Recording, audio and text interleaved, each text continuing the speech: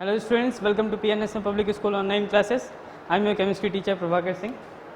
चलिए स्टार्ट करते हैं चैप्टर नंबर 4। स्टार्ट क्या करना है, आधा तो पढ़ा ही चुके हैं, आगे चलते हैं। कहाँ तक हो गया था? आयनिक कंपाउंड तक हो गया था, यानी कि आयनिक बॉन्ड वाला जो काम था वो हमारा हो गया था, ठीक है ना। आज हमको पढ़ना है कोवेलेंट बॉन्डिंग और कोऑर्डिनेट बॉन्डिंग, ठीक है। कोवेलेंट बॉन्डिंग, कोवेलेंट बॉन्ड और कोऑर्डिनेट बॉन्ड सीखेंगे आज, ठीक है ना। उसके बाद आपका डाइपोल इंटरेक्शन है और हाइड्रोजन बॉन्डिंग है, वो हमारा आगे का टॉपिक है। आज कोवेलेंट और कोऑर्डिनेट पे चर्चा करेंगे, ठीक है ना। तो पहले देखते हैं कोवेलेंट बॉन्ड क्या होता है।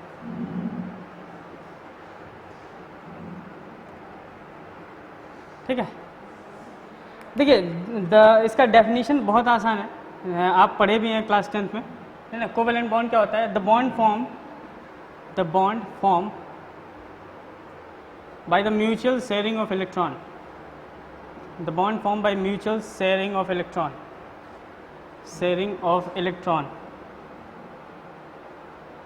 between the atoms, ठीक है ना, between the atoms। जैसे आप आयनिक बॉन्ड कैसे फॉर्म होता है? कंप्लीट ट्रांसफर ऑफ इलेक्ट्रॉन से। यहाँ पे ये जो बॉन्ड फॉर्म होता है वो म्यूचुअल शेयरिंग ऑफ इलेक्ट्रॉन से फॉर्म होता है। जैसे मान लीजिए एग्जांपल ले लिया जाए, जैसे HCl का एग्जांपल ले लेते हैं, छोटा सा एग्जांपल पहले, है ना।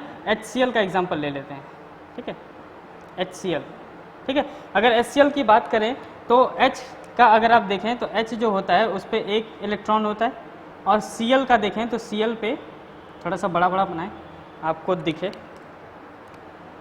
कई लोग का कंप्लेन आता है कि बड़ा नहीं दिख रहा है, ठीक ना। जैसे मान लीजिए H का क्या है कि H में एक इलेक्ट्रॉन होता है, आपको पता ही है ना, बहुत अच्छी बात है, आपको पता है। और Cl में कितना होता है? 7 इलेक्ट्रॉन्स होते हैं लास्ट वाले सेल में, 1 2 3 4 5 6 7, है ना। अब ध्यान से देखिए, इनकी क्या है, अभी इनके पास एक इलेक्ट्रॉन है, दो हो जाएगा तो इसका ड्यूप्लेट कंप्लीट हो जाएगा। जैसे ऑक्टेट रूल क्या होता है ना, कि लोग अपनी ऑक्टेट को कंप्लीट करने के लिए या तो इलेक्ट्रॉन ट्रांसफर करते हैं, शेयर करते हैं, ऑक्टेट रूल में समझाया था आपको, है ना। तो H क्या होता है, इनके पास एक इलेक्ट्रॉन होता है और एक ही सेल होता है। आप देखेंगे तो ये 1s ऑर्बिटल, आप तो ऑर्बिटल सीखे ना, हाँ सेकंड चैप्टर में तो आपने सीखा ही है ना। एस ऑर्बिटल में 2 इलेक्ट्रॉन आप भर सकते हैं, जिसमें से इसका एक ही इलेक्ट्रॉन है, तो इसका एक इलेक्ट्रॉन अगर भर जाएगा तो ड्यूप्लेट कंप्लीट हो जाएगा, है ना। तो ड्यूप्लेट कंप्लीट करने के लिए क्या करता है, एक इलेक्ट्रॉन किसी से चाहिए इसको, ठीक है, तो ये एक इलेक्ट्रॉन किसी से लेता है ना। अब ये क्लोरीन है, क्लोरीन के पास देखिए, अगर आप ध्यान से देखें तो 287 का कन्फिग्रेशन आता है, 17 इलेक्ट्रॉनिक नंबर, एटॉमिक नंबर। तो इसके पास एक इलेक्ट्रॉन और रहेगा तो इसका ऑक्टेट कंप्लीट हो जाएगा, 8 का ग्रुप। तो ये क्या करते हैं, आपस में कहते हैं कि हम लोग शेयरिंग कर लेते हैं, ठीक ना। आपको ज़रूरत है एक इलेक्ट्रॉन की, हमको भी ज़रूरत है एक इलेक्ट्रॉन की, तो हम क्या करते हैं, आपस में बॉन्ड बना के रहेंगे, साथ साथ चलेंगे, ठीक ना। तो ये क्या होता है कि ये आपस में एक बॉन्ड बना लेते हैं और इनका एक साथ हो जाता है। तो अब ध्यान से देखिए क्या हुआ कि हाइड्रोजन के पास एक वैकेंसी थी, तो इसका एक इलेक्ट्रॉन लेके ये इंगेज हो गया, ठीक ना। तो अब हाइड्रोजन के पास 2 इलेक्ट्रॉन हो गए, एक इसका वाला एक इसका वाला, ठीक ना। अगर इसमें देखें तो 7 इलेक्ट्रॉन तो इसके पास थे, ये इलेक्ट्रॉन भी इसके अंडर आ गया, तो इसके पास 288 का कन्फिग्रेशन आ जाएगा, है ना। इसका क्या हो जाएगा, 288 का कन्फिग्रेशन हो जाएगा, ठीक है ना। तो अब ध्यान से देखिए, इनके बीच में जो बॉन्ड बन जाएगा वो HCl बॉन्ड बन जाएगा, ठीक है। और ये सिंगल बॉन्ड होता है, क्यों? क्योंकि इनके बीच में एक ही इलेक्ट्रॉन की शेयरिंग हुई है। अरे उसमें तो ये जो होता है इलेक्ट्रॉन शेयर किया गया है, ये अपना वाला इसको दिया नहीं, बल्कि क्या है कि शेयर्ड में रखा है। तुम भी ले सकते हो, काम पड़ेगा तो तुम भी ले सकते हो, काम पड़ेगा तो, है। तो ये क्या है, शेयरिंग हुआ इलेक्ट्रॉन का। तो ऐसे बॉन्ड जो बनते हैं, ये सब बॉन्ड, ये क्या होते हैं, कोवेलेंट बॉन्ड होते हैं, which is generally weaker then the ionic bond. ये आयनिक बॉन्ड से थोड़े से वीक होते हैं। आयनिक बॉन्ड में क्या होता है ना कि आप क्या है कि कंप्लीट ट्रांसफर से हुआ होता है, तो वो अपना इलेक्ट्रॉन दिया रहता है, दान दिया रहता है, तो वो ले नहीं सकता, है ना। लेकिन यहाँ पे क्या है, दान दे दिया था ना, वो आयनिक बॉन्ड वाले में दान दे देते हैं, तो शेयरिंग मतलब उसमें कोई दिक्कत नहीं होता, वो दोबारा नहीं ले सकते। यहाँ पे क्या है, शेयरिंग किया गया होता है, तो ये जब भी मन करेगा ये अपना इलेक्ट्रॉन लेकर निकल लेगा, ठीक है ना। जैसे मान लीजिए कोई और भी फ्लोरीन आ गया, तो ज़्यादा रिएक्टिव है, तो इससे छोड़ के इसके साथ चिपक जाएगा, ठीक है ना। तो इसमें क्या होता है, जनरली वीकर बॉन्ड होता है, ठीक है। जैसे वाटर में डाल दिए तो टूटेगा डाइलेक्ट्रिक कांस्टेंट की वजह से, ये सब आगे की बातें हैं। तो एक बॉन्ड, एक इलेक्ट्रॉन शेयर किया गया है, तो सिंगल बॉन्डेड कंपाउंड है, तो इसको बोलते हैं सिंगल बॉन्ड। ये बना है, ये सब जो है वो सिंगली बॉन्डेड है, ठीक है। अब ये सिंगल बॉन्ड कब बनता है, जब एक इलेक्ट्रॉन की शेयरिंग हुई है। कितने इलेक्ट्रॉन की शेयरिंग? 1 इलेक्ट्रॉन शेयर्ड हुए हैं, ठीक है। ऐसे ही डबल बॉन्ड कब बनता है, जब 2 इलेक्ट्रॉन की शेयरिंग होती है। आपको पता है ऑक्सीजन में 2 इलेक्ट्रॉन की शेयरिंग होती है O2 में, है ना। जैसे 2 2 4 2 6 2 2 4 6 ऐसे होता है ना। तो 6 2 2 की वैकेंसी होती है, तो ये क्या करते हैं, अपना 2 इलेक्ट्रॉन इधर और ये अपना 2 इलेक्ट्रॉन इधर है ना। अब ये क्या करते हैं आपस में एक दूसरे इलेक्ट्रॉन को शेयर कर लेते हैं, कहते हैं कि 2 इलेक्ट्रॉन मैं भी ले लेता हूँ, 2 इलेक्ट्रॉन आप मेरा भी ले लीजिए, तो O2 यानी कि O डबल बॉन्ड O का स्ट्रक्चर बन जाता है। ये डबल बॉन्ड, नाइट्रोजन में 3-3 का यही काम होता है, ठीक ना, 3-3 लोग आपस में बॉन्ड बना लेते हैं, 3-3 बॉन्ड क्या शेयर कर लेते हैं इलेक्ट्रॉन को, ठीक ना। कितना होता है ऑक्सीजन में, सॉरी नाइट्रोजन में 5 होते हैं ना, 3 इधर 2 इधर 5, ठीक है, 5-5 के होते हैं। तो ये क्या करते हैं, ये भी आपस में शेयर कर लेते हैं, जैसे 3-3 6 और 2 8, नाइट्रोजन का ये कंप्लीट, इस नाइट्रोजन का ये कंप्लीट, तो N ट्रिपल बॉन्ड, N का स्ट्रक्चर बन जाता है, यानी कि ये ट्रिपल बॉन्ड, ये डबल बॉन्ड, ये सिंगल बॉन्ड। तो कोवेलेंट बॉन्ड जो होता है वो क्या होते हैं, या तो सिंगल बॉन्डेड हो सकता है 1 इलेक्ट्रॉन की ट्रांसफर से, 2 इलेक्ट्रॉन के ट्रांसफर से डबल बॉन्डेड हो सकते हैं, 3 इलेक्ट्रॉन के ट्रांसफर से कोवेलेंट बॉन्डेड हो सकते हैं, ट्रिपल बॉन्ड, है ना। तो इनसे जो कंपाउंड बनता है उनको हम कोवेलेंट कंपाउंड बोलते हैं, ठीक है ना। जनरली ये जो कार्बन है वो ज़्यादा दिखाता है, क्योंकि उनके पास टेट्रावैलेंट कंपाउंड, टेट्रावैलेंट आइटम है वो, है ना, जिसकी वजह से वो 4 वैलेंसीज रखता है, तो वो शेयर ही करना उचित समझता है, ठीक है ना, तो वो शेयर करता है। तो कार्बन के कंपाउंड्स ज़्यादा दुनिया में पाए जाते हैं, इसलिए हम केमिस्ट्री में एक अलग ब्रांच पढ़ते हैं ऑर्गेनिक केमिस्ट्री की, जिसमें सिर्फ कार्बन के बारे में पढ़ते हैं, बस उसी की वजह से, क्योंकि वो शेयर करना जानता है बहुत अच्छे से, ठीक है ना। तो अपनी प्रॉपर्टी को रिपीट करना जानता है, यानी कैटिनेशन की प्रॉपर्टी रखता है। ये आप क्लास 10th में चैप्टर नंबर 4 में बहुत अच्छे से पढ़े थे आप, है ना। तो कोवेलेंट बॉन्ड ये समझ में आ रहा है आपको, ठीक है। कोवेलेंट बॉन्ड के बाद एक आता है कोऑर्डिनेट बॉन्ड। कोऑर्डिनेट बॉन्ड समझ लेते हैं।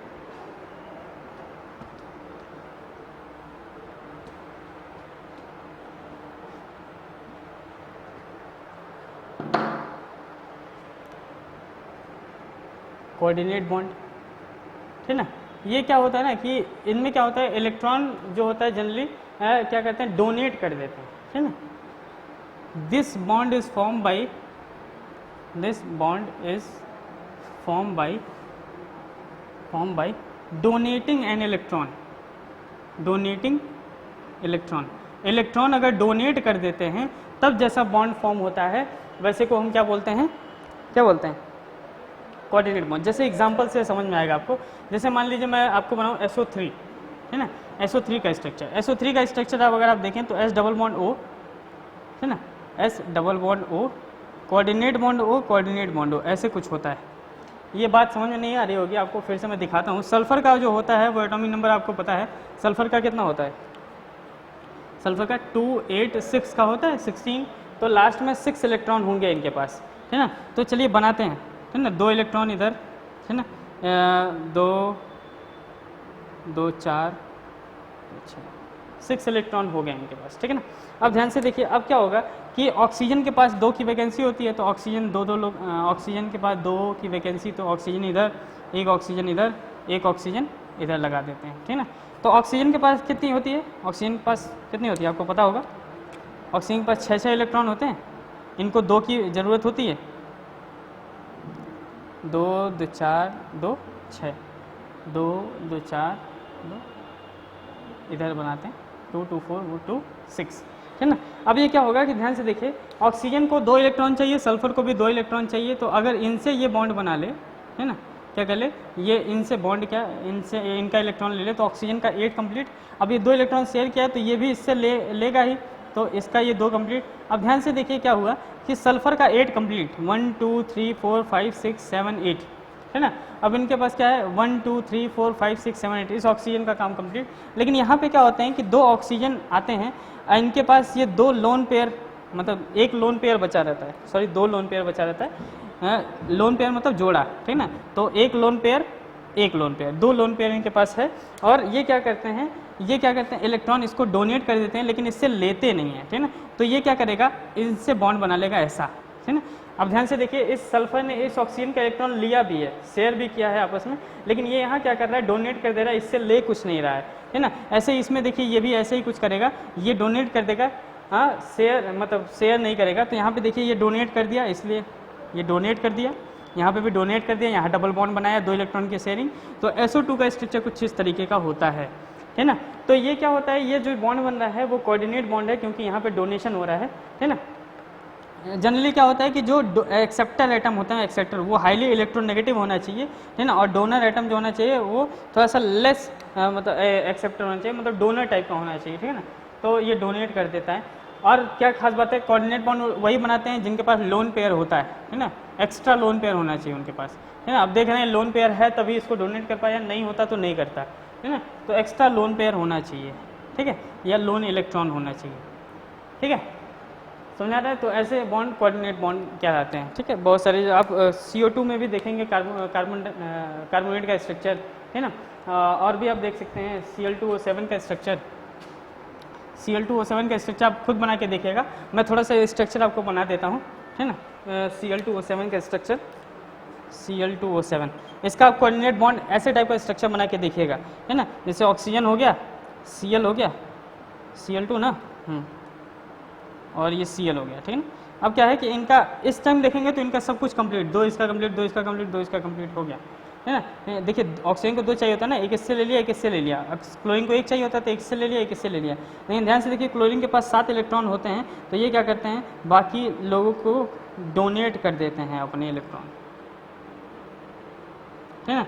अब क्या है कि इनके साथ सारे क्या लग जाते हैं, oxygen oxygen oxygen oxygen oxygen oxygen. अच्छा 3 लोन पेयर बचते हैं ना, 1 2 3, तो 3 इधर डोनेट 3, तो Cl2O7। एक बार आप electron dot Lewis dot structure बना लीजिएगा, ये सब लुईस डॉट स्ट्रक्चर कहलाते हैं, है ना। ये सब बना के देख लीजिएगा, ठीक है ना। तो ये बातें समझ में आ गई, कोऑर्डिनेट बॉन्ड आपको क्लियर हो गया, ठीक ना। अब चलिए एक चीज़ और अच्छे से पढ़ लेते हैं, फॉर्मल चार्ज। फॉर्मल चार्ज क्या होता है,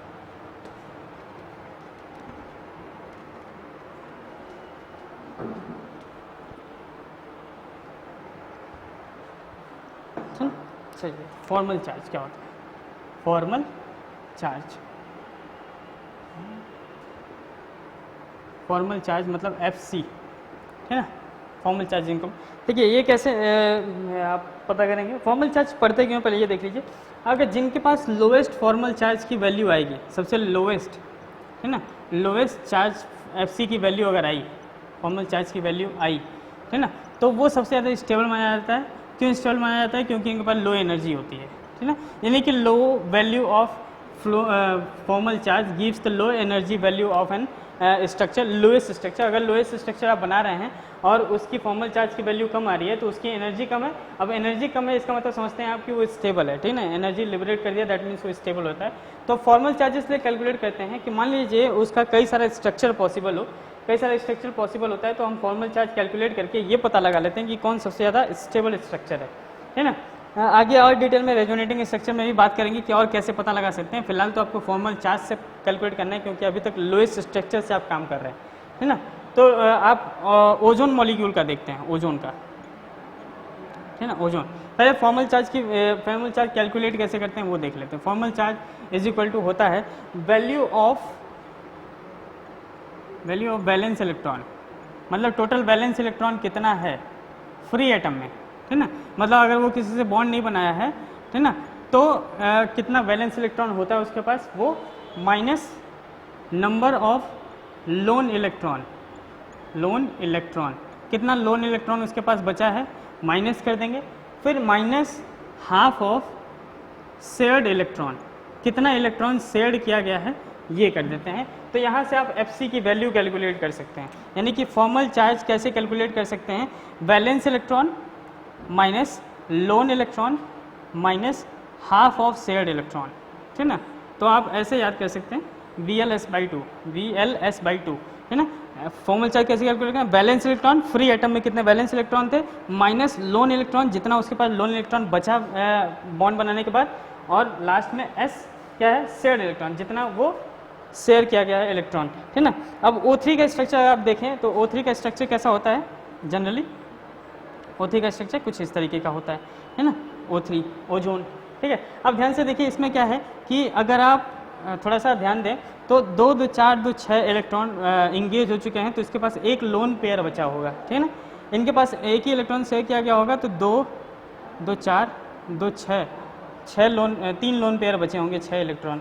यहाँ पे देखिए 2 2 4 तो 2 6 2 8, यहाँ पे 2 बचे होंगे, ठीक है ना। तो अब देखिए ध्यान से, इनको हम अगर 1 मान लें, इनको 2 मान लेते हैं, इनको 3 मान लेते हैं, ठीक है ना। सब पे वैल्यू हम फॉर्मल चार्ज की कैलकुलेट करेंगे, ठीक है ना।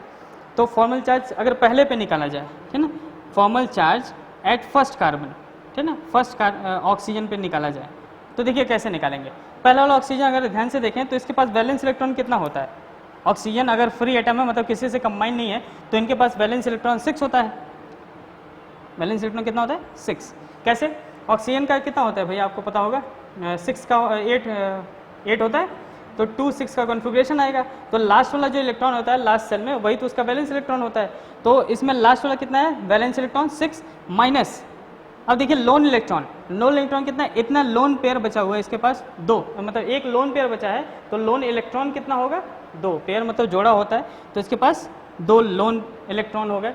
और यहाँ पे शेयर्ड इलेक्ट्रॉन, अब ध्यान से देखिए शेयर कितना किया इलेक्ट्रॉन, तो ध्यान से देखिए यहाँ पे एक बॉन्ड में 2 इलेक्ट्रॉन की शेयरिंग की गई होती है, ठीक है ना, तो 2 इधर और 2 इधर, यानी कि 6 इलेक्ट्रॉन की शेयरिंग की गई है, तो minus half of shared electron 6। तो इसको कैलकुलेट करते हैं तो 6 माइनस 2 माइनस 3 यानी कि 4 माइनस 3, दैट मीन्स इसका +1 आ गया, यानी कि इसका फॉर्मल चार्ज +1 आया है, ठीक ना, ये बात आप याद रखेंगे, ठीक ना। अब ऐसे ही हम दूसरे और तीसरे का भी निकालते हैं, इसको मिटा दिया जाए, जगह नहीं है। हाँ चलिए, formal charge on second oxygen atom पे देखा जाए, ठीक ना, सेकंड ऑक्सीजन एटम आपका ये दिख रहा है आपको, ठीक ना, तो इसमें आप फॉर्मल चार्ज कैलकुलेट करेंगे तो फिर से इसमें अगर आप बैलेंस इलेक्ट्रॉन की बात करें तो 6 होगा, ठीक ना, अगर किसी से ज्वाइन नहीं किया गया फ्री एटम है तो इसके पास बैलेंस इलेक्ट्रॉन 6 होते हैं, ठीक है, नॉट वर्किंग, सॉरी 6 हो गया, माइनस लोन इलेक्ट्रॉन कितना होगा, ध्यान से देखिए इसके पास 2 लोन पेयर बचा हुआ है तो यानी कि 4 लोन इलेक्ट्रॉन्स हो गए, माइनस हाफ ऑफ शेयर्ड कितना है, ध्यान से देखिए 2 2 4 इलेक्ट्रॉन शेयर्ड है इंटू 4, तो कितना आ जाएगा 6 माइनस 4 इंटू 6 माइनस 4 माइनस 2, यानी कितना आ गया 2 माइनस 2, दैट मीन्स 0, ठीक ना, ये बात समझ आ रहा है, तो ये 0 आ गया। अब ये formal charge on third oxygen atom पे देखा जाए तो formal charge third oxygen atom पे अगर आप ध्यान से देखें तो इनमें बैलेंस इलेक्ट्रॉन कितना होता है 6 माइनस कितना शेयर्ड है, सॉरी लोन इलेक्ट्रॉन कितना है 2, 3 लोन पेयर है तो 6 इलेक्ट्रॉन होंगे, माइनस 1/2 ऑफ शेयर्ड कितना है 2, ठीक ना, तो ये 0 माइनस 1 हो जाएगा, दैट मीन्स इसका -1 आ रहा है, ठीक है। तो इसका ये स्ट्रक्चर में ध्यान से देखिए, इसका +1 आया, इसका 0 आया, इसका -1 आया, अगर नेट फॉर्मल चार्ज देखा जाए तो इसका 0 आएगा, -1 + 1, है ना, कैसे -1 + 0 + 1, है, तो ये कितना आएगा 0 आएगा, है ना। ऐसे ही अगर लोएस्ट एनर्जी लेवल वाला कोई और भी इसका रेजोनेटिंग स्ट्रक्चर बनाया जाए इधर उधर ट्रांसफर करके, है ना, तो क्या है कि जिसकी लोएस्ट वैल्यू आती है वो क्या होता है कि इसका सबसे स्टेबल फॉर्म माना जाता है, जिसका फॉर्मल चार्ज की वैल्यू लोएस्ट आएगी, तो है ना। मान लीजिए आप कई सारा कंपाउंड दे दिए, जैसे ये भी दे दिया SO3 में बताया था, SO3 का दे दे, तो कई सारा चीज़ अगर दे दे आपको, जैसे कंपेयर करने के लिए बोल दे कि SO3 SO2 CO2 CO3, ये सब में अगर आपको बताना हो कि ये कौन सबसे ज़्यादा स्टेबल कंपाउंड है, स्टेबल, अगर स्टेबिलिटी की ऑर्डर पूछ दे आपको, है ना, स्टेबिलिटी किसकी है, तो ये सब हाई लेवल के क्वेश्चंस हो जाएंगे, स्टेबिलिटी कैसी है, तो आप इसकी फॉर्मल चार्ज कैलकुलेट कीजिए, स्ट्रक्चर बना के लोएस्ट डॉट स्ट्रक्चर बनाइए जिसमें लोन पेयर दिखना चाहिए, फॉर्मल चार्ज कैलकुलेट कीजिए, जिसकी लोएस्ट वैल्यू आएगी उसकी हाईएस्ट स्टेबिलिटी होगी, अगर लोएस्ट वैल्यू तो हाईएस्ट स्टेबिलिटी होगी, है ना। तो आप क्या करिए, आप सबका फॉर्मल चार्ज कैलकुलेट कीजिए, ठीक है, एक बार घर पे ट्राई कीजिए, इसका फॉर्मल चार्ज कैलकुलेट कीजिए और चेक कीजिए कि किसकी लोएस्ट वैल्यू आ रही है, तो जो इसकी लोएस्ट होगी वो सबसे ज़्यादा स्टेबल होगा, तो स्टेबिलिटी का ऑर्डर आप बता सकते हैं, ठीक है। तो ये फॉर्मल चार्ज की कहानी इतनी ही थी, है ना, आई होप आपको समझ में आई, ठीक है। ऐसी कैलकुलेशन आप कोई भी कंपाउंड लुईस डॉट स्ट्रक्चर उठाइए और उसका आप फॉर्मल चार्ज कैलकुलेट कीजिए, बहुत आसान फॉर्मूला है, VL/S/2, सब में माइनस लगेगा, D - L - L S/2, है ना, valence electron, loan electron, shared electron, है ना, ठीक है। तो ये बातें समझ में आ गई, आज थोड़ा बेसिक सारी चीज़ें बता दिया जाए, अगली बार में पोलराइजेशन और आपको पढ़ाएंगे हाइब्रिडाइजेशन, है ना, पोलराइजेशन और हाइब्रिडाइजेशन बहुत इंपॉर्टेंट है वो, तो आज थोड़ी बातें बहुत जान लेते हैं कि कैसे क्या क्या है ना, जो आगे एकदम डायरेक्टली यूज़ आएगा, नाम आएगा सीधे सीधे तो आप कंफ्यूज हो जाएंगे कि सर क्या पढ़ा रहे हैं, लैटिस एंथैल्पी नाम से कुछ आएगा, लैटिस एंथैल्पी।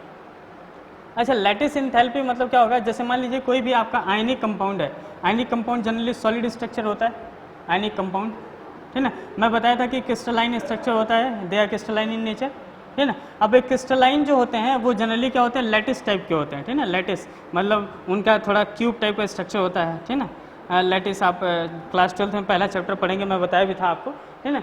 तो इनमें लैटिस इंथैल्पी क्या होता है कि इस एक मोल लैटिस को तोड़ने में, है ना, इस लैटिस को तोड़ के जब इसको गैसेस एटम में तोड़ते हैं, है ना, इसको तोड़ के एक फॉर्म से दूसरे फॉर्म में जितनी एनर्जी आपको लगती है तोड़ने में, है ना, इस लैटिस को, वही क्या कहलाती है, लैटिस इंथैल्पी, है ना। बात समझा है, लैटिस इंथैल्पी क्या है, एक मोल लैटिस को तोड़ने में जितनी एनर्जी आपको लगेगी वो क्या कहलाएगी, लैटिस इंथैल्पी, ठीक है। ऐसे ही अगर आप ये देखा जाए तो बॉन्ड लेंथ आता है, है ना, बॉन्ड लेंथ, है ना। अच्छा, बॉन्ड लेंथ क्या होता है, जैसे मान लीजिए कोई भी कंपाउंड या तो मेटेलिक कंपाउंड है तो मेटल में ऐसे जुड़े रहते हैं, ठीक ना, तो इनके बीच का जो इंटर न्यूक्लियर डिस्टेंस होता है, इंटर न्यूक्लियर डिस्टेंस, ठीक ना, डी, ठीक है, तो वो उनके बीच का बॉन्ड लेंथ कहलाता है। Bond length is defined as a inter nuclear distance between the two bonded atom, है ना, inter nuclear distance between two bonded atom, inter nuclear distance, inter nuclear distance between two bonded atom, ठीक है। दो bonded atom जो होते हैं उनके बीच की जो इंटर न्यूक्लियर डिस्टेंस होती है उन्हीं को हम क्या बोलते हैं, बॉन्ड लेंथ, ठीक है। ये बात समझ आ रही है। अच्छा, इसके बाद से आपको क्या, लैटिस इंथैल्पी, बॉन्ड लेंथ, और एक हो गया कौन सा, बॉन्ड एनर्जी, हाँ,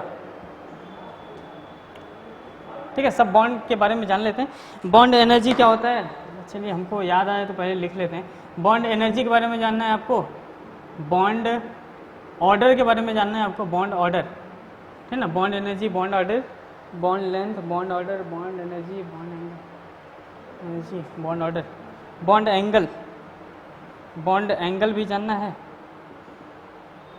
और भी क्या था, क्या, bond enthalpy, bond energy, bond enthalpy, वही मतलब होता है बॉन्ड एनर्जी या इंथैल्पी, बोलिए,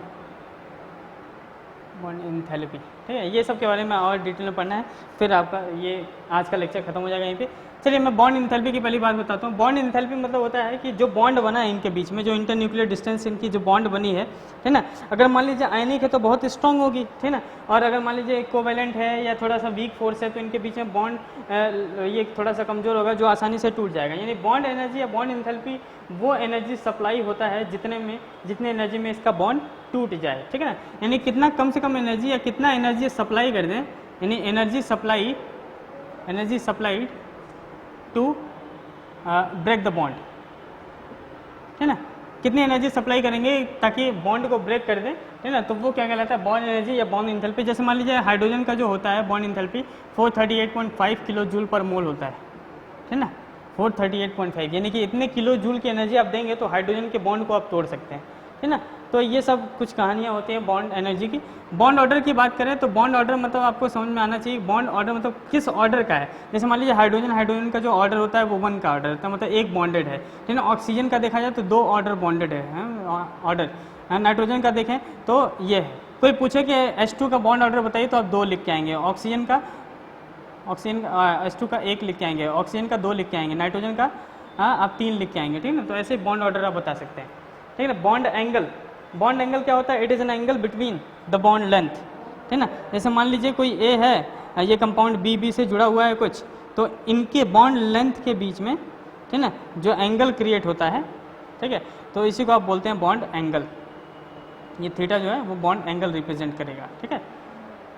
इसके बाद से आपको पोलैरिटी बताना है, हाइब्रिडाइजेशन बताना है, ठीक ना। तो उसके बाद से आप थोड़ा मेन चीज़ें, डेफिनेशन तो हो गई, बाकी सारी आप बुक पढ़ सकते हैं एनसीईआरटी की, तो सब डेफिनेशंस जो हैं वो सारी आपको हो गई। अब मेन चीज़ें आपको पढ़ानी, पोलैरिटी, फजान्स रूल उसमें आएगा, फजान्स रूल, और फजान्स रूल पोलैरिटी डिफाइन करता है ये फजान्स रूल। और आपको आगे क्या पढ़ना है, हाइब्रिडाइजेशन, है ना, बहुत इंपॉर्टेंट। और VSEPR थ्योरी, MOT, VPT, ये सब आगे की कहानी है। तब तक आप पढ़ते रहिए, है ना, नोट्स मिल जाएंगे आपको। वीडियो को लाइक कीजिए, सब्सक्राइब कीजिए, थैंक यू।